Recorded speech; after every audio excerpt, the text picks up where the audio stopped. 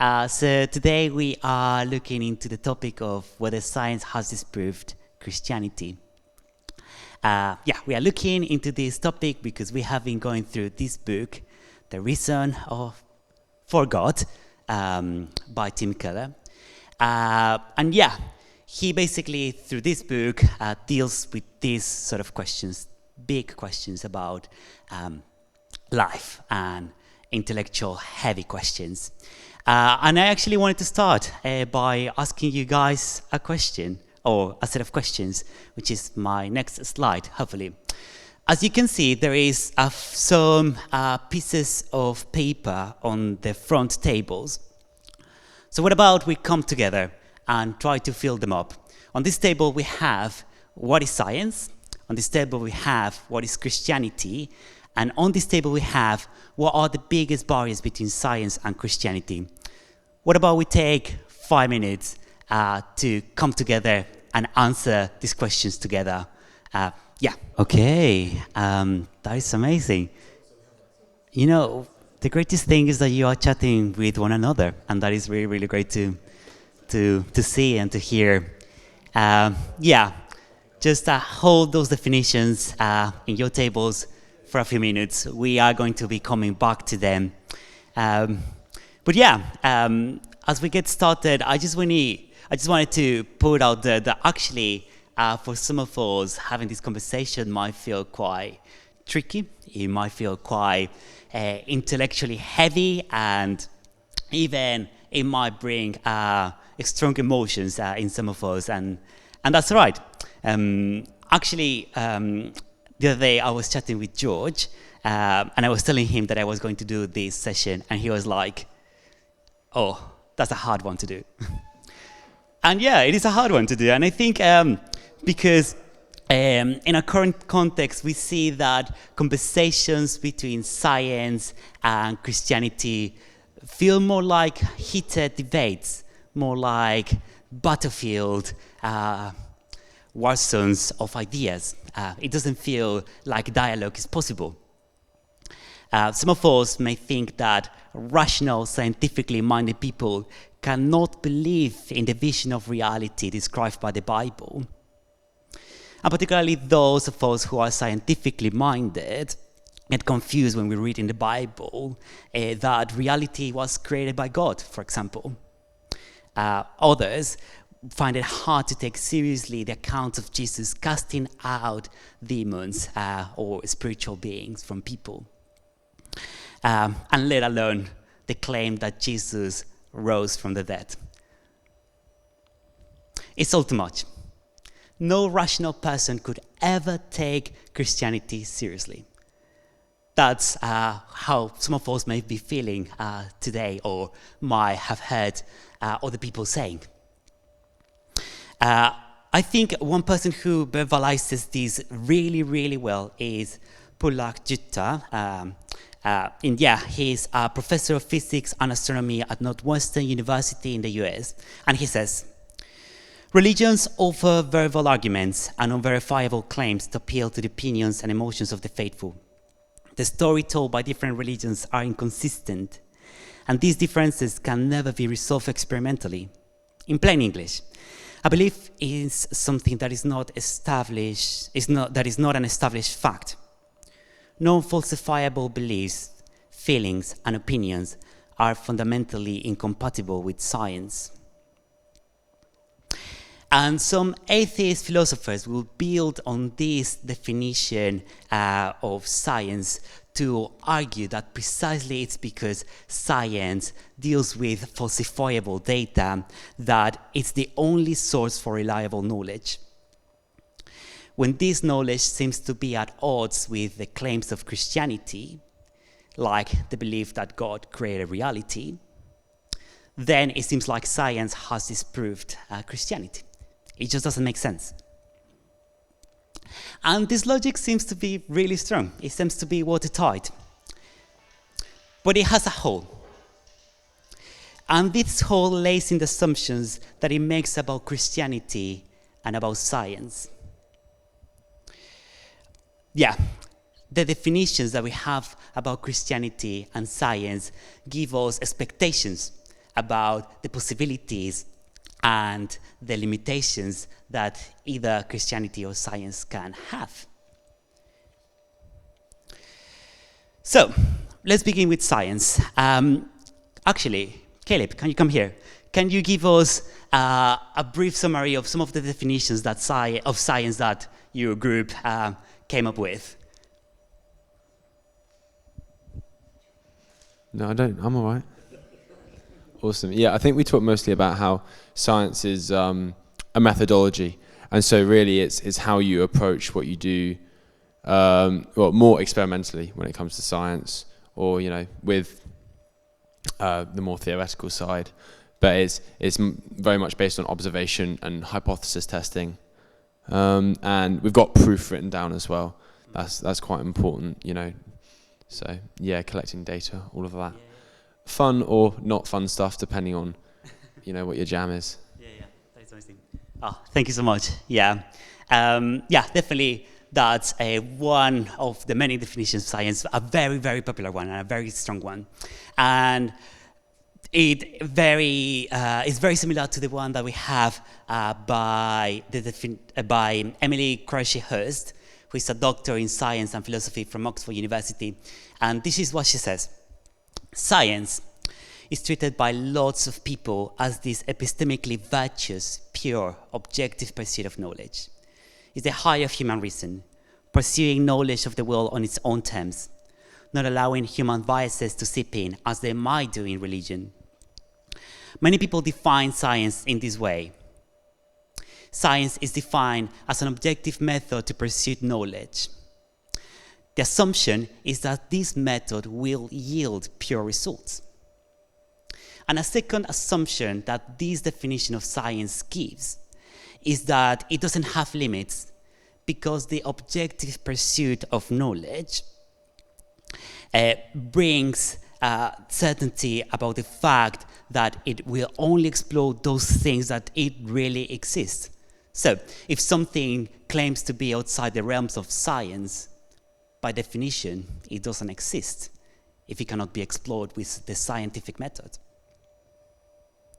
Now, Dr. Croce-Hurst points out that there is one big problem with this popular definition of science. And that is that science is performed by people. And people have limitations and biases. For example, this is Evie Hope Parker, who we saw earlier this morning. A gorgeous lady. As maybe most of you know her story, some of you might not, that's absolutely fine. But basically, when the Parkers were pregnant with Evie, the prognosis was that Evie would not be able to breathe at birth. When medical scientists look into the health conditions that Evie would have, they concluded that her health state would be incompatible with life. And yet, Evie's there. My personal belief is that these medical scientists, as we call doctors, took the scientific method very seriously because not doing so would put the life of mother and baby in danger. They collected all the data available to them. They contrasted against prevailing theories, and they came to this prognosis that Evie wouldn't be able to live. And yet they got it wrong. And the problem is not so much with the steps that they took, but we don't have all the data always. We have limitations when we come to science. We sometimes even may have biases when it comes to science. We cannot explore hypotheses that don't necessarily accord with what we believe to be true. And that's not a problem of the scientific method, but it's a problem of us.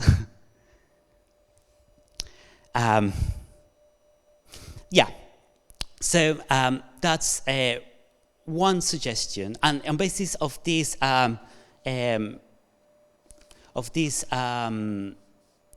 evidence, I want to suggest that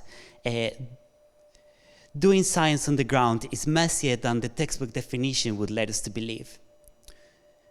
That's why I want to suggest that it's not unscientific to at least be open to the idea of God. Despite our honest pursuit of knowledge, we as people may have limitations and biases that make it very difficult, if not impossible, to use the scientific method to disprove Christian claims like the existence of a spiritual side to our reality or the possibility that Jesus rose back from the dead. But I also want to make this suggestion on a second point, on a second reason, if you like. Even though doing science on the ground is messy, we assume that the objectivity of the scientific method will make sure to yield pure results about all the things that are possible to know. And that's why some philosophers are trying to shoehorn science into answering questions about metaphysics or morality, even when the method does not try to do this. Sometimes we try to think about science like the glasses that we use to view reality, whereas in reality, science is more like a ruler that helps us to measure the world. Sometimes, let me give you an example actually, which I think will help us to view this. If the slide comes up, maybe? Yeah. The next one? Let's talk about evolution. Charles Darwin concluded that all living beings on Earth must have evolved from the common biological ancestor, from one common biological ancestor, through the mechanical method of survival of the fittest, natural selection, as he called it.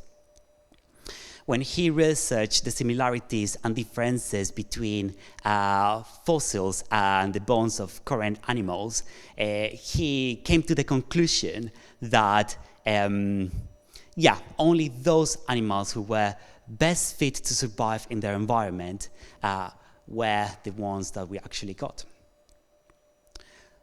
This explanation of the biological world is really helpful. It's really, really useful to explain the differences between different evidence in the bones of animal.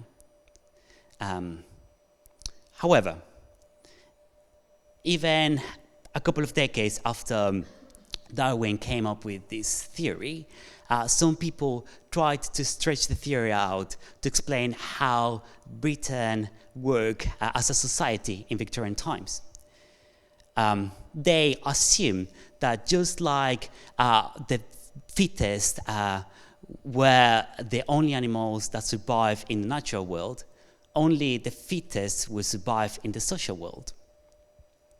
And they used this assumption, which the theory didn't necessarily back, to justify the enslavement of people from Africa.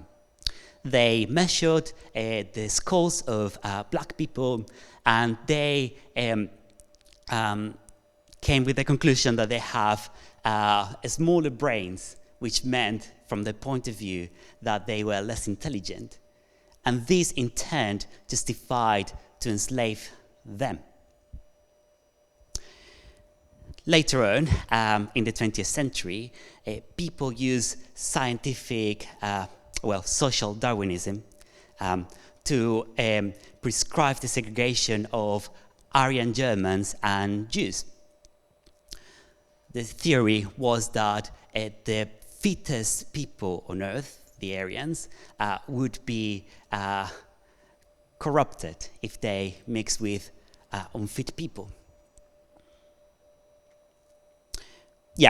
Even though the theory of evolution is really helpful to explain biology, it doesn't necessarily stretch to things like morality or metaphysics. You just need to jump, make an assumption, And this is important to our conversation because doing science on the ground is messier than the textbook definition would like us to believe.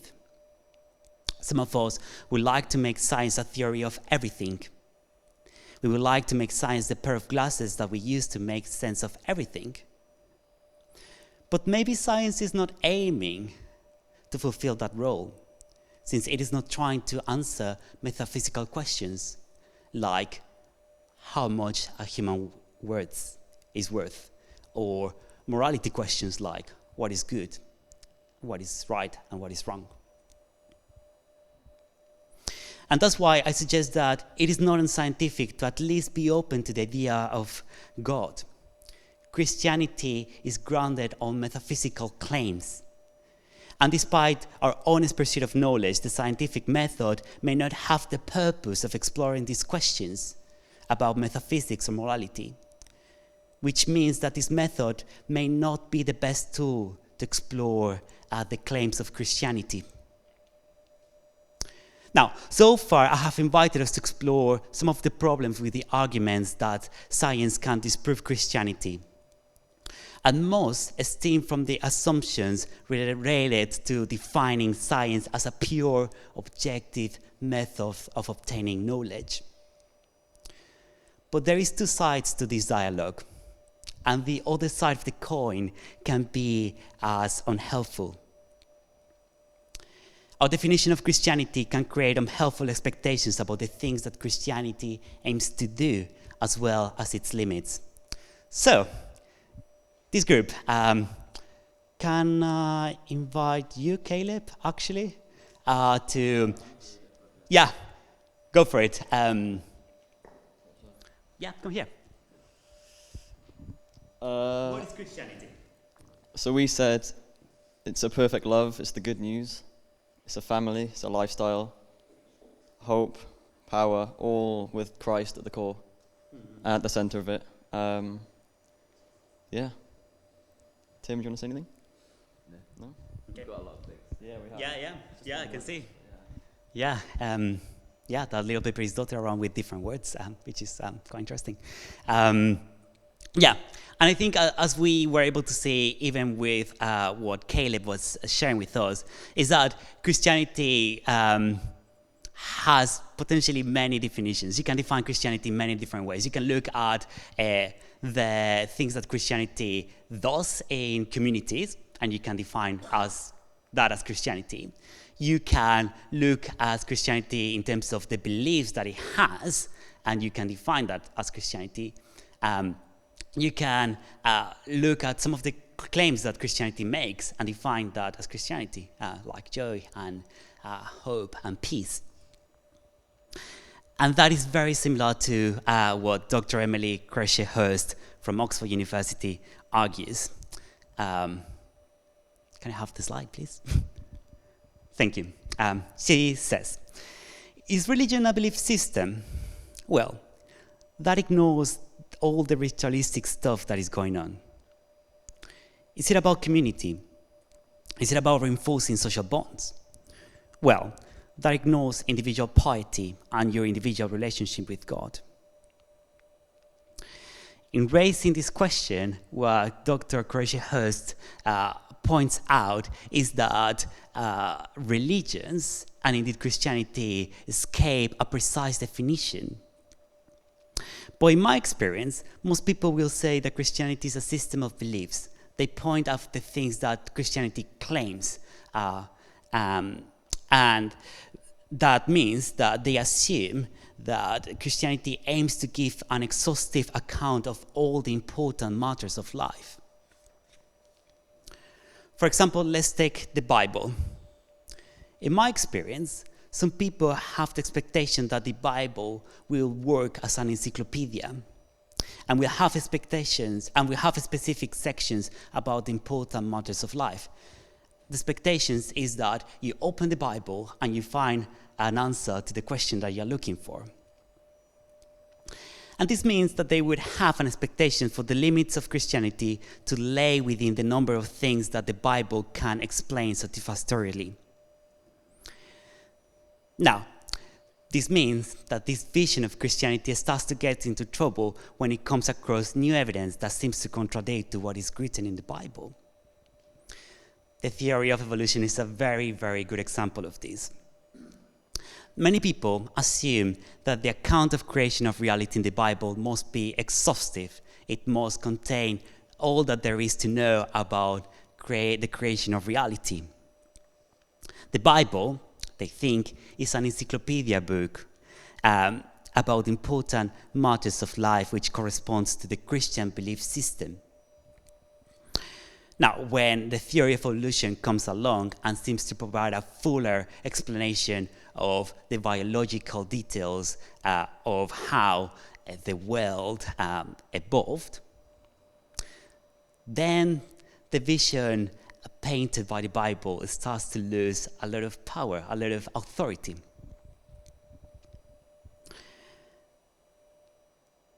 But I think the problem with this vision of Christianity is the assumption that it makes about Christianity being a system of beliefs that is to explain all the things that there are to explain in the universe. Jesus himself gives us a different vision of Christianity and of the Bible. In John 5:39, Jesus says that the whole of the Bible points to him. It is only in him that people can find the life that they are searching for. This not only means that the Bible is not an encyclopedia book, but also that Christianity is not just a system of beliefs. According to Jesus, all of what is said in the Bible points to him. Therefore, it seems safe to conclude that this is the case because Christianity at its heart is not about a system of beliefs. It's about a person, Jesus. And this means that the main concern on the account of creation that we get at the beginning of the Bible is not to give us an exhaustive account of how reality was created, let alone the biological details of this process. The main goal of Genesis is to point us to Jesus. Some people ask, where are the dinosaurs in Genesis 1? And that is a really good question. But maybe a better question to ask is, where is Jesus in Genesis 1? Now, since enjoying relationship with Jesus is what lays at the heart of the Bible and of Christianity, many Christians feel comfortable with agreeing with the evolutionary account of creation, while at the same time holding to their conviction of there being a creator behind the scenes.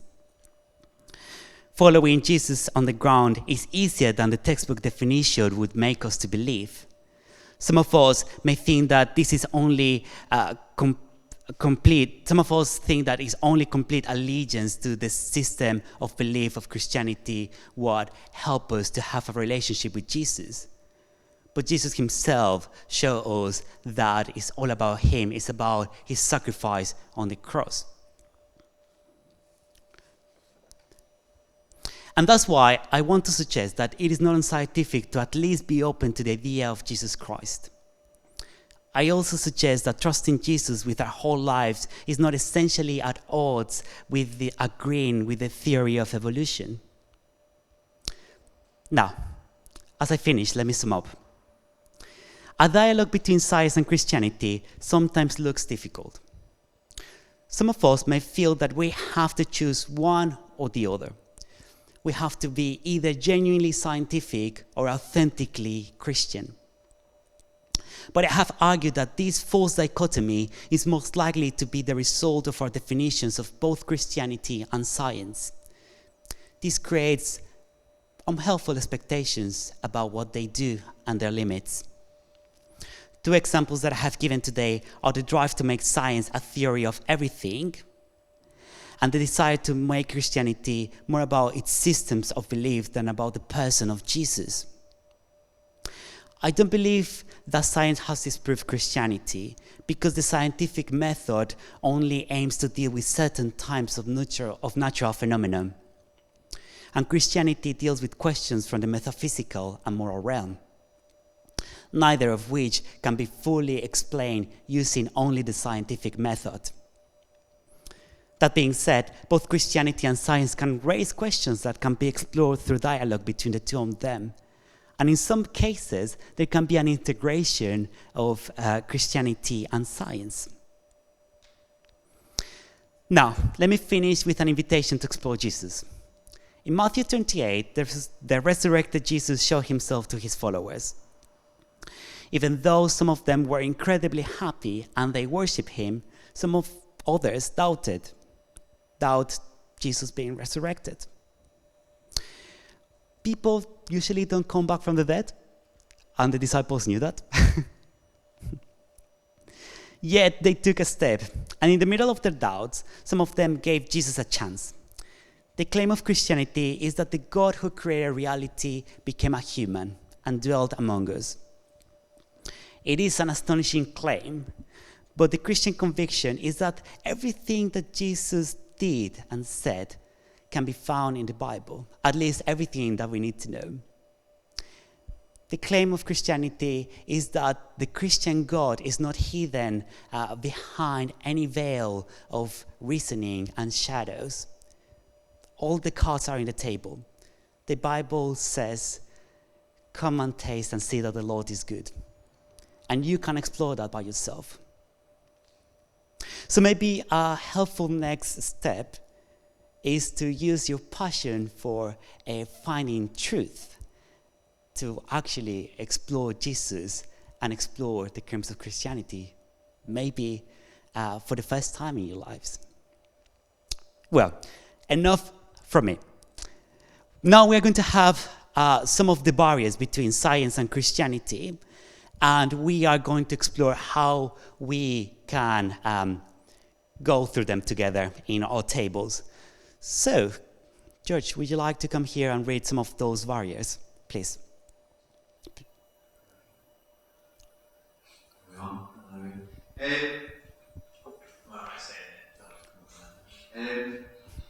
We've a lot of them have been mentioned. We've got Dawkins and Darwin and sort of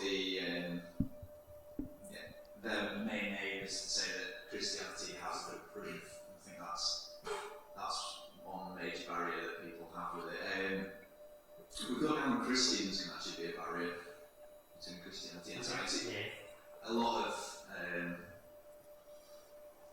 I think sometimes the view of Christianity is that science is completely taboo and can't be get involved with. Sometimes that we ourselves can be a bit of a barrier. I think one of the major barriers as well is that Christianity is built a lot on faith. And if you look at it purely from a scientific point of view, it's very hard to link the two when you've got a bit of faith in there. Science is completely anti-faith.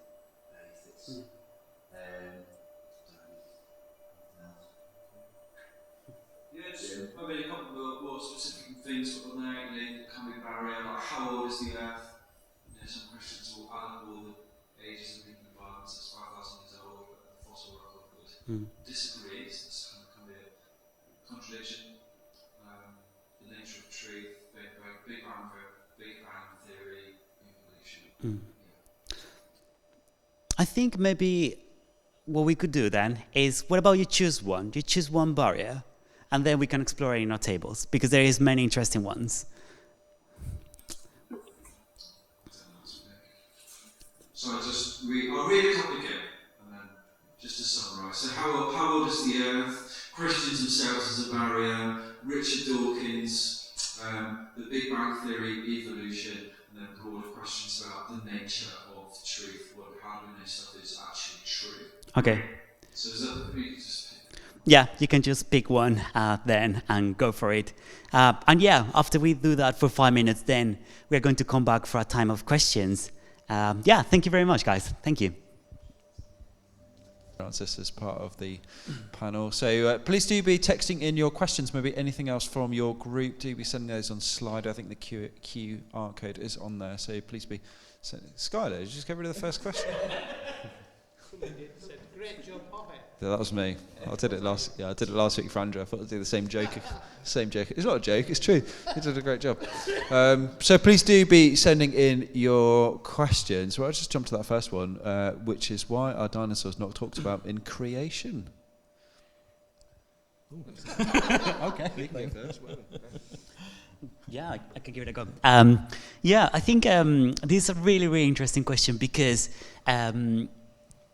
I think in my experience, and I might be wrong, this question comes from one assumption. And that assumption is that the Bible was written with the same body of knowledge that we have today. Sometimes we forget that the Bible was written in a time specific in history,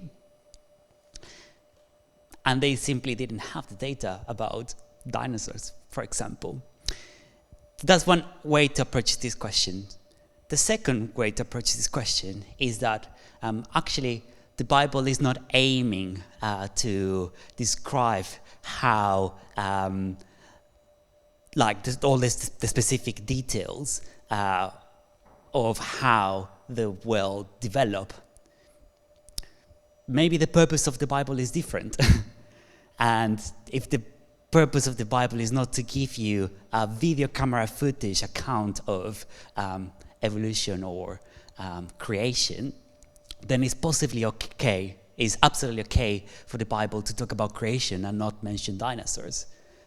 That's a couple of approaches. I don't know if you have more thoughts. Yeah. So, yeah, just following on from that, really. So what is the purpose of the Bible? And I would say, what is the story of the Bible?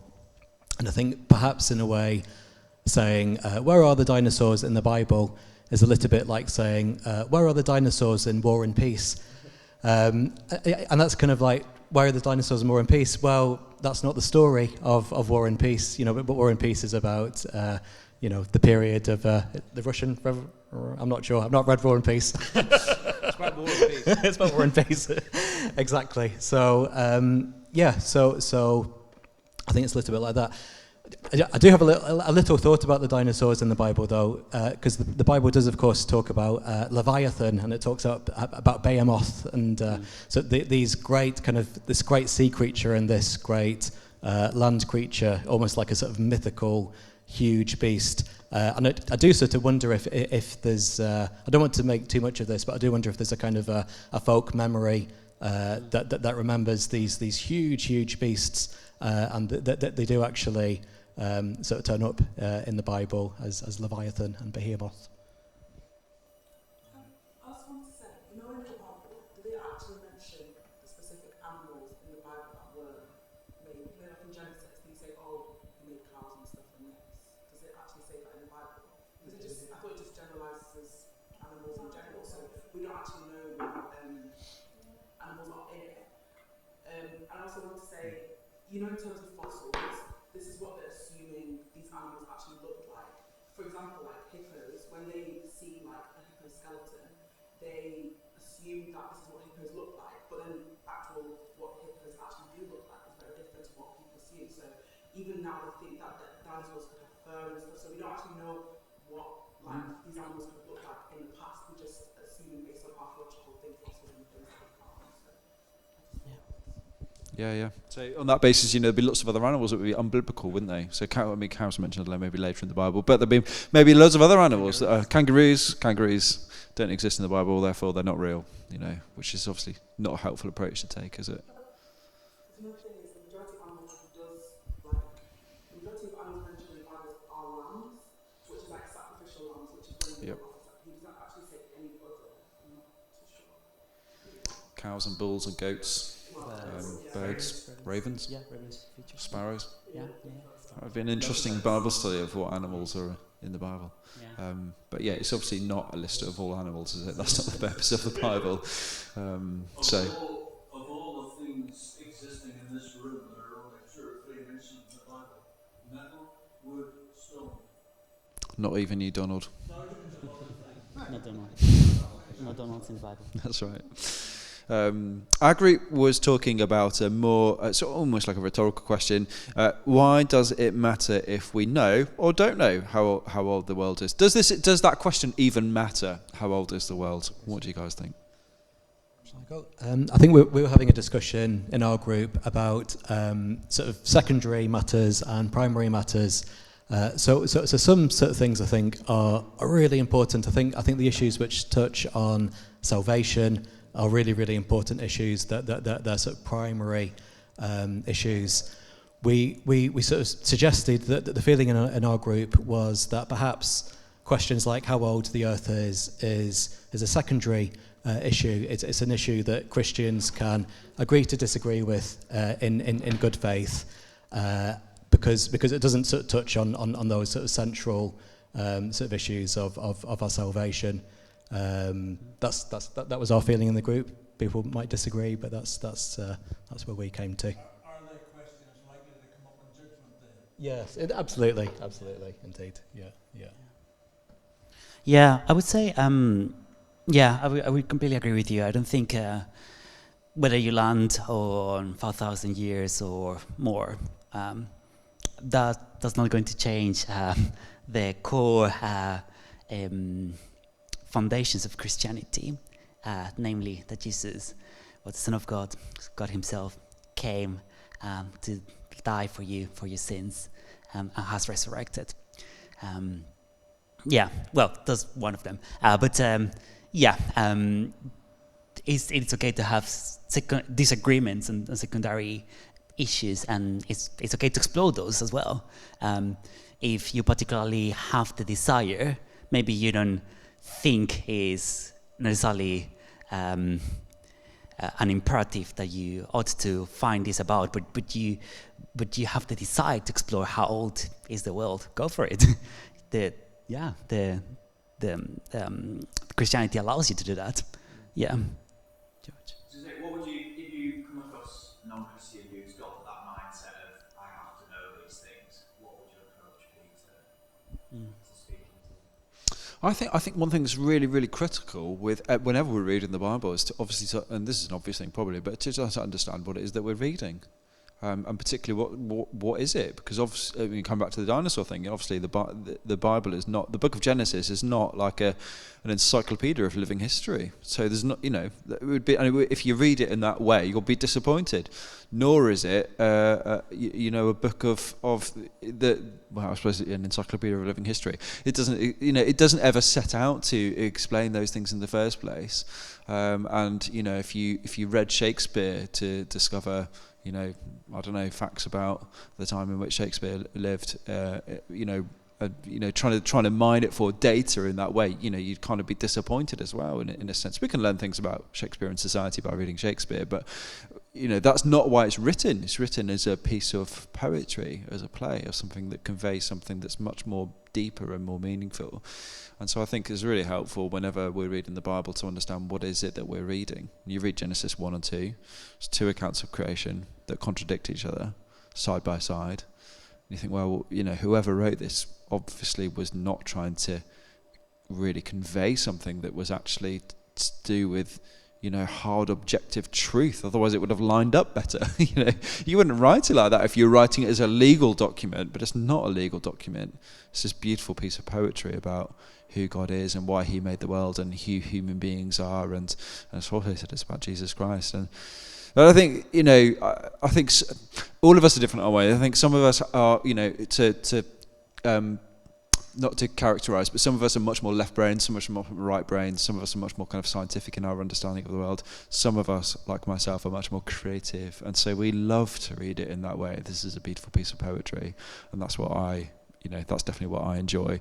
And so very naturally come to it without that sense of, this must be scientific, whereas some of us are much more the other, wired in that other way. And I don't know if there's anyone here tonight who's more like that. Maybe Caleb. Caleb, why don't you tell us? Because you're a scientist of sorts, engineer, aren't you? I'm a physicist, yeah. I'm a physicist, yeah. How do you kind of deal with the more poetic side of Scripture with someone who's got that kind of way of thinking? I think really it's... Do you mind if I take this? Sorry. I feel like I'm being interviewed otherwise. I think it's more about, you can read it. It's all got different meanings. So like you can start off, in the beginning, God created the heavens and the earth. And so you can think about, oh, that's nice and poetical and stuff. But then in a literal sense, it's a direct reference to, time and space and matter, and each of those have their own, I don't know if you've heard of like a trinity of trinities, with each of them having like 3 components, all of that kind of stuff. And even then you read onwards and, God says, let there be light. And I think, okay, brilliant. There's the Big Bang, which is really more of a big flash, because it's just huge amounts of energy, and of course it's the void. There's no sound at all. There's nothing for sound to pass through. So I think it lines up with science quite well. And in fact, it would also make sense logically that, God's word given to us would then back up, the study of his creation, which he created. It doesn't make sense that it would be inconsistent, so think of it that way a little bit, I guess. Jesus is the door. Is it a hardwood door or a softwood door? Fire, maybe a fire door. No, it's a good thought. I like what you're saying there, though, Caleb, because there's a sense there in which you are reading the poetry and understanding it, but also you are starting to imagine it with the mind that God has given you to imagine it. I think that's really important. But also, I think I'd suggest there's a poetry of physics as well, really. So I mean, I don't understand it at all. I'm like Jamie. I'm a sort of English literature sort of graduate, really. But I'm almost like jealous of you, really, for being able to sort of explore just the amazing intricacies of creation. And I think there's surely a real beauty and a poetry in that as well, really. And so quite often for thousands of years, really, Christians have talked about 2 books of Revelation. So there's the Scripture, and then there's the natural world as well, really. And both of those, of course, reveal beautiful intricacies of God, our Creator. And all truth is God's truth. So we shouldn't be scared of exploring scientific truth, because it reveals the poetry and the intricacy of and the grandeur of God. Absolutely, and I think that's a great application, isn't it, for us to think, we'll go to the Natural History Museum, just walk around it and praise the Lord, because there's stuff in there, it blows your mind. I can remember seeing like a petrified tree trunk that was turned to stone. I think, how does this even happen? It's incredible. It's amazing. Where do they find this stuff? They probably stole it from someone else, didn't they? That's maybe part of the problem. But it's incredible, isn't it, when you start looking at creation and the complexity of it and the mind of God. And Claire. So I was watching. There's a series on TV called How the Universe Works, and I watched some, and it's often it's about the universe, planets, stars, whatever. It's very different. And these scientists, they talk about how on one particular program, talking about Big Bang Theory, and it was interesting to hear them speak, because they were talking about how basically nobody knows, and they're all or even the most amazing scientists are completely baffled as to why, they can't get their head around the fact that it was complete, there was nothing before Big Bang, blah, blah, blah. And I was just thinking to myself, well, we do know, we do know truth, as non-scientists, and, it's just interesting how even the most brilliant scientific minds they don't have all the answers today, to how and why and when and where the world actually started, or the universe started. So it's quite fascinating to listen to. Which is that's got quite, a well-established line of argument near this argument of the prime mover. So there must have been something eternal, because something doesn't come from nothing. So there must have been something eternal that existed in the first place. There must have been a prime mover, aka there must be a God, would be the conclusion we would draw. Last question, I think on the screen there, is believing in the evolution from chimpanzees unbiblical? Depends who you're talking about, really, but just joking. What do you guys think? I was going to say the same. You're going to say the same? Yeah, I was going to say it depends who you talk with. I said talking about. Not Oh, talking about. Oh, okay. Sorry, I couldn't. Yeah, I was lost in thought. Yeah. Yeah. Well, I think it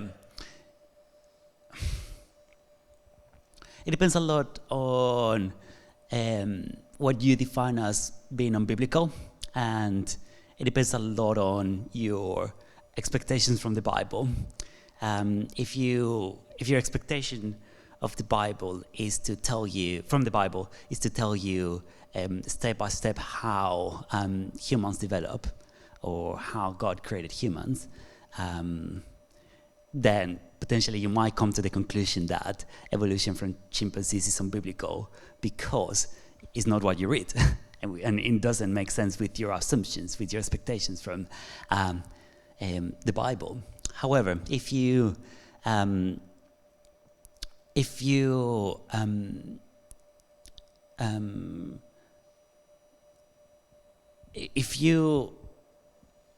want to be really careful with this word, but if you assume that the Bible aims to tell a single story that leads to Jesus, then in that order of ideas, belief in evolution from chimpanzees is not necessarily unbiblical, because you can read the account of creation and ask the vital question of, where is Jesus here? How is this pointing me to Jesus? Rather than, does this tell me biological or physical truths about the way in which life developed? Yeah, that's what I would say. Yeah. I'm going to make a pedantic point and say, I think, as I understand it, the theory of evolution doesn't say that we evolved from chimpanzees, but it says that chimpanzees and humans share a common ancestor.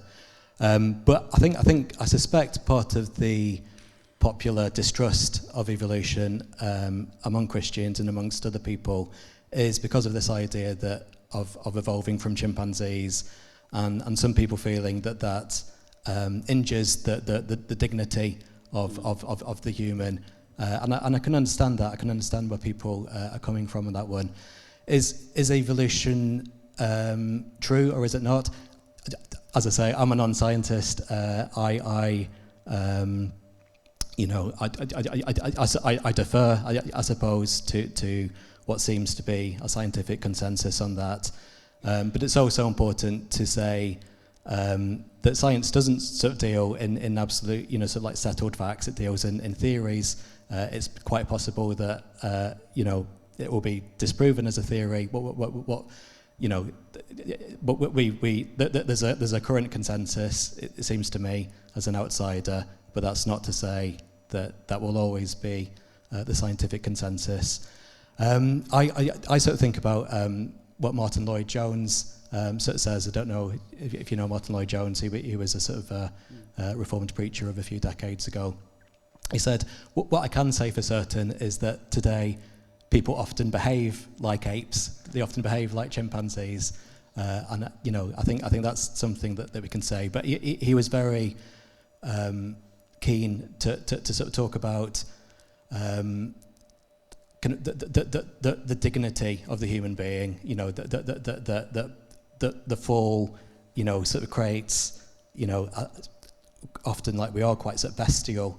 But we weren't created to be like that. So that, like, God, creates us in the image of God, and God wants to raise us up and restore us to the full dignity of being that image-bearing creature. So I can say that with full confidence and full certainty. Yeah.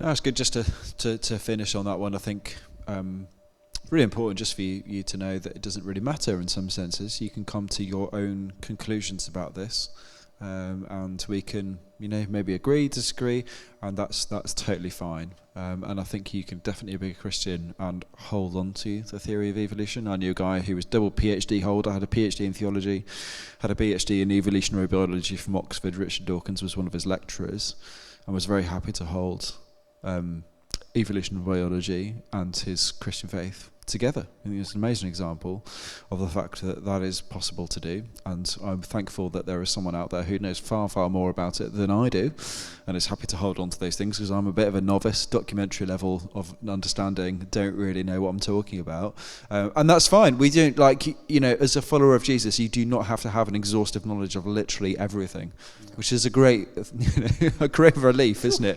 And so therefore it's fine to say, I'm agnostic about this. I don't know. I don't really know. I'm kind of interested in the science at a documentary level. I might every 3 or 4 years watch something on BBC 4, but that's the extent of kind of where I'm at with this. And that's okay. And you might have other Christians have a really strong view on it, and that's their bag. But it's fine to just say I don't necessarily know. To say that you do believe in evolution, not an unbiblical thing.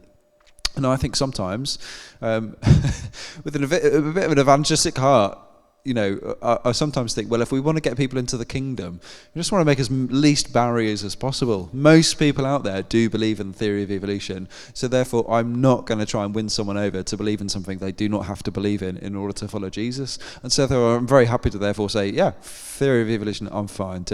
Happy to sign off on that one, partly because it just makes life easier, in terms of winning other people over, rather than have to, convince them of something that's not necessary for them to come to know Jesus. And so, in a sense, I think, some of this is a non-issue. It's interesting, isn't it? But it is a non-issue, and we can know and love Jesus, whoever we are and whatever we think on this one. So.